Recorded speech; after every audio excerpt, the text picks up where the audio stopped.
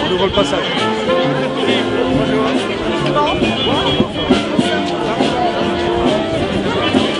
D'abord le tramway, c'est une belle réussite pour Dijon puisque ça fait maintenant depuis 2001 que l'idée on va dire a germé et aujourd'hui on l'inaugure.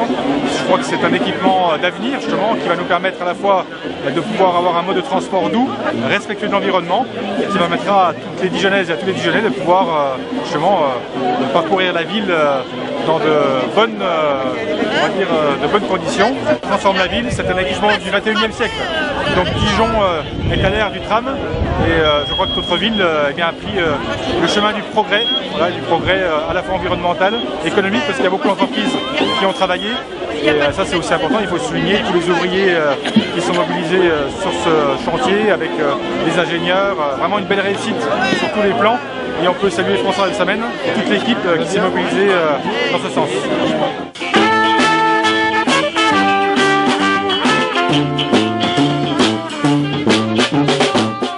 C'est la victoire de l'intermodalité, c'est la victoire de l'attractivité, c'est la victoire de la responsabilité.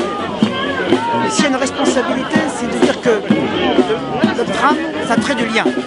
Ça crée du lien entre les territoires, et avec le TER aujourd'hui, et ça crée du lien aussi entre les habitants et entre les collectivités. Ça va resserrer les communes autour de la capitale, et ça va donner à la capitale régionale une dimension. Une dimension dans le domaine du développement durable, dans le domaine des déplacements doux, qui va pour les jeunes, mais pour les jeunes, pour les personnes aussi âgées, mais attractivité pour les jeunes. Quand une ville devient vivante, vous savez, longtemps l'université a été coupée de la ville. Elle avait même voulu être coupée volontairement. L'ancien maire de Dijon ne voulait pas du campus dans le centre-ville parce qu'il avait peur des jeunes. Aujourd'hui, maintenant, les jeunes vont pouvoir faire du campus centre-ville. Il va y avoir ce feedback entre les deux territoires.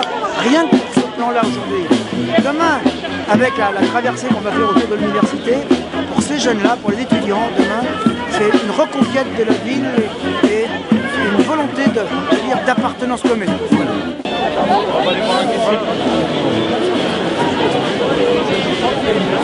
Aujourd'hui, c'est un moment extrêmement important et puis en décembre, évidemment, j'espère qu'il y aura le président de la République.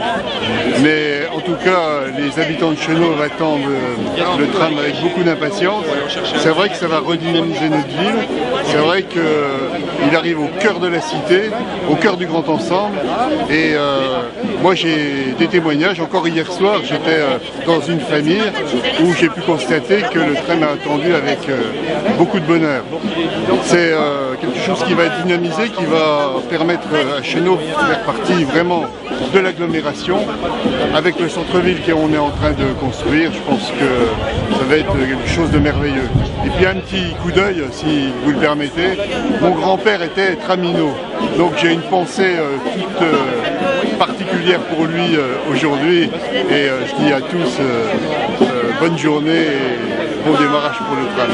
Voilà. Voilà les maires qui montent, c'est bien.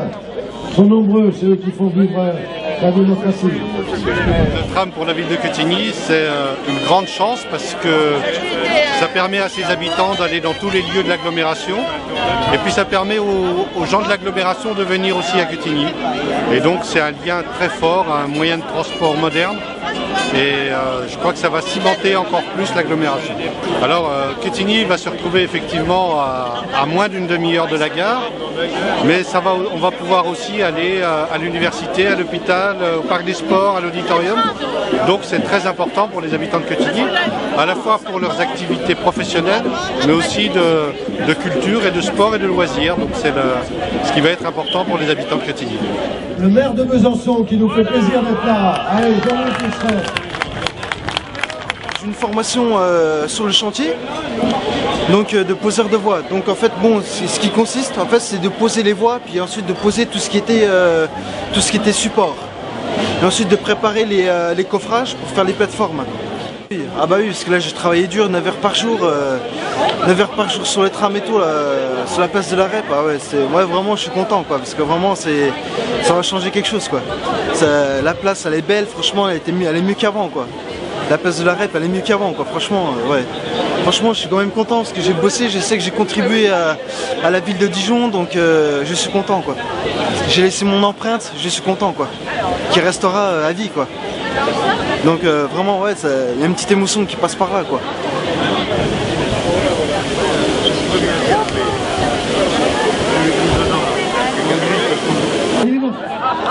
À Saint-Chanoine, Newton, regardez-le, elle m'amène à Blancas.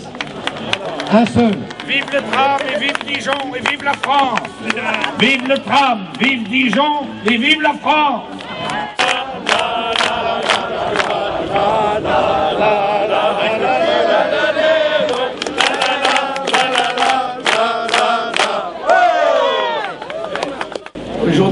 Journée de fête, je l'ai dit, et avec moi, on va crier longue vie au tramway.